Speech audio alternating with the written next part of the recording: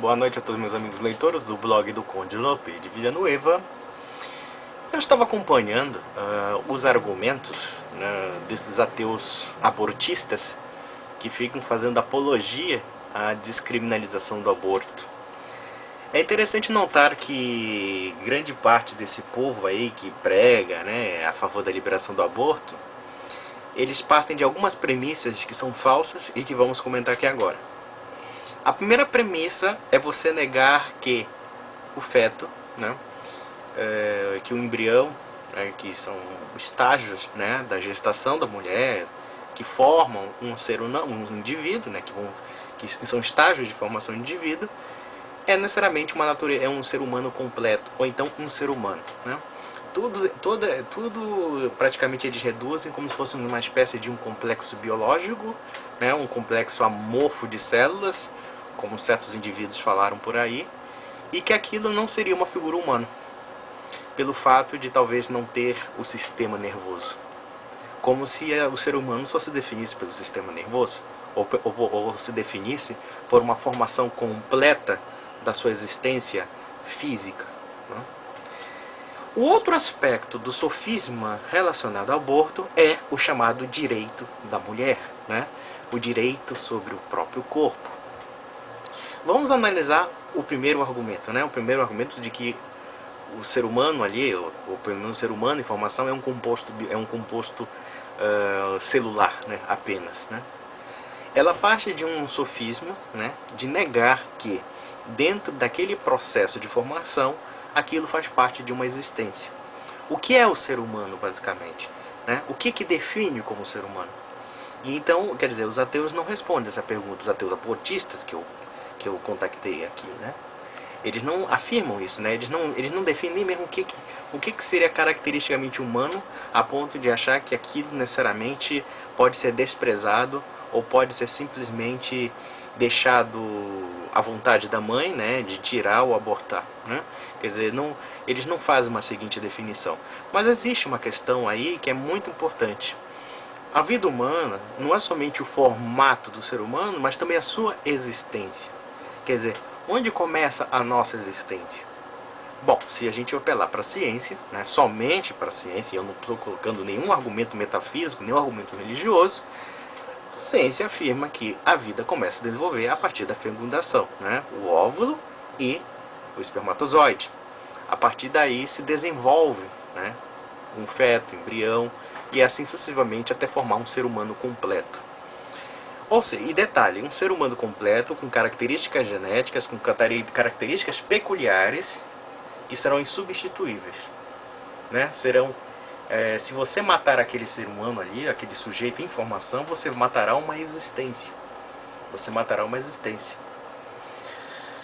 Santo Agostinho, nas suas confissões, ele falava uma coisa muito interessante sobre a existência do homem.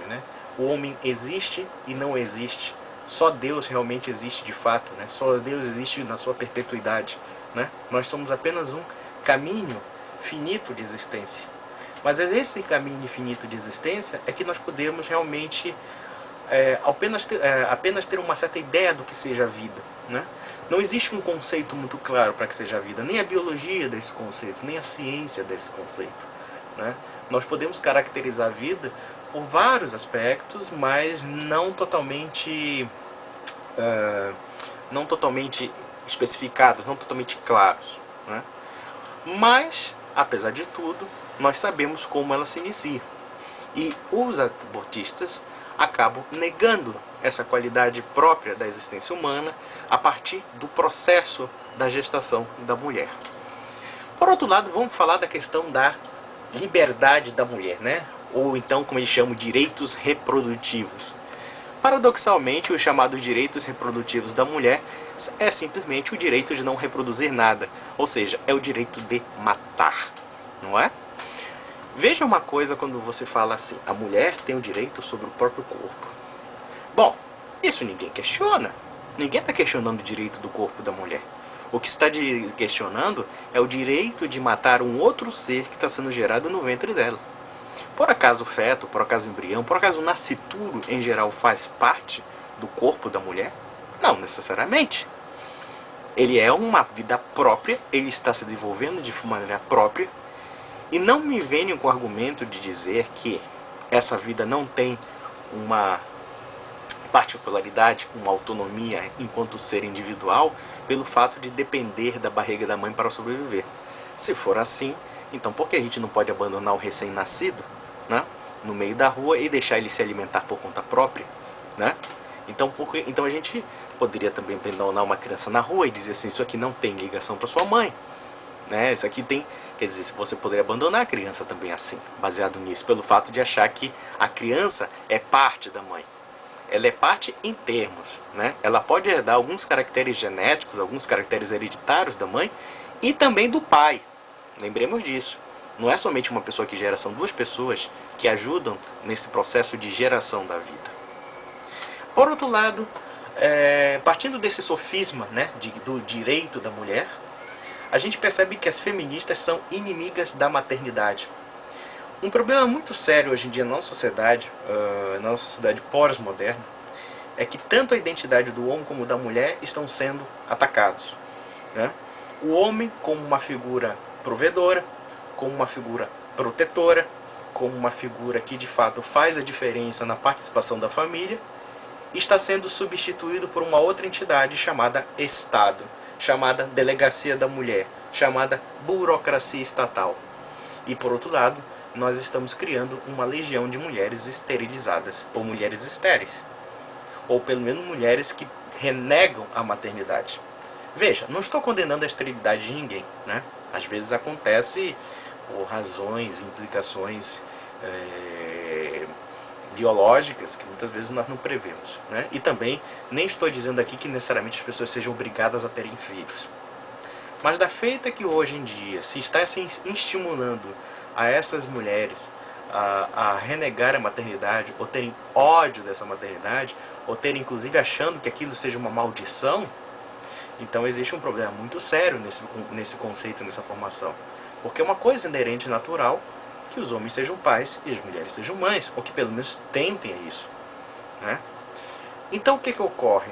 Se a gente analisar o que pensa a grande maioria das mulheres e o que pensa a grande maioria das minoria das feministas, existe uma disparidade terrível. Como, aliás, se a gente observar sobre a militância pró-abortista, é uma militância minoritária. A grande maioria do povo brasileiro é contra o aborto. A grande maioria do povo brasileiro, sim, considera um nascituro, né, protegido de direitos até, né, desde a sua concepção. Embora ele não tenha personalidade jurídica, né, porque ele precisa nascer para ter personalidade jurídica, a lei resguarda os direitos do nascituro porque reconhece uma vida em informação. Da feita que nós discutimos que a vida começa a partir de um fenômeno, e esse fenômeno não é um fenômeno de um sistema nervoso que surge, mas sim o sistema nervoso da criança é consequência apenas de um elemento que é principal, que é a fecundação, né? No caso a fecundação, né? Que vai gerando até formar um ser humano. Então, toda essa discussão pró-abortista vai por água abaixo. E a gente percebe, particularmente, que essa discussão ela não tem nada de científica. Quem apela à ciência para defender o direito à vida são justamente os cristãos, são os católicos e os protestantes. Então não me venham dizer que vocês são cientificistas, que vocês são isso e aquilo, e que tudo isso é cheiro de moralidade cristã. Claro que é cheiro de moralidade cristã, porque a moralidade cristã é a única, pelo menos no Ocidente, ou pelo menos uma das poucas, se não a mais tradicional defesa do direito à vida que existe. Logo, se a gente partir das premissas dos nossos amigos abortistas, a vida humana não tem valor nem mesmo depois da geração, depois do nascimento, porque tudo é complexo biológico, tudo é emaranhado de células, né, como um certo indivíduo falou, né, no YouTube. E não me venho também dizer que eu sou contra o aborto e sou a favor da descriminalização do aborto, porque não temos que invadir a esfera da escolha da mulher.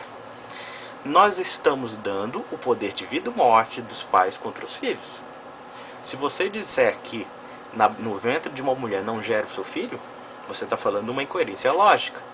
Então você está dando o direito, tanto mãe, ou como pai, ou como qualquer pessoa, a não reconhecer direitos naquele espécime naquele ser humano que está sendo formado.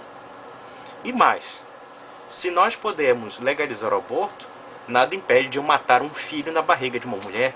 Nada impede de eu, por exemplo, de eu agredir uma mulher e matar o filho que está dentro dela, ou que está sendo gerado. Porque o aborto não é crime, não é verdade? Então, meus amigos, nós percebemos que toda essa ladainha cientificista, toda essa ladainha pseudo-intelectual, ela esconde sim um procedimento de eugenia, um procedimento de ódio e um procedimento de desprezo à vida humana.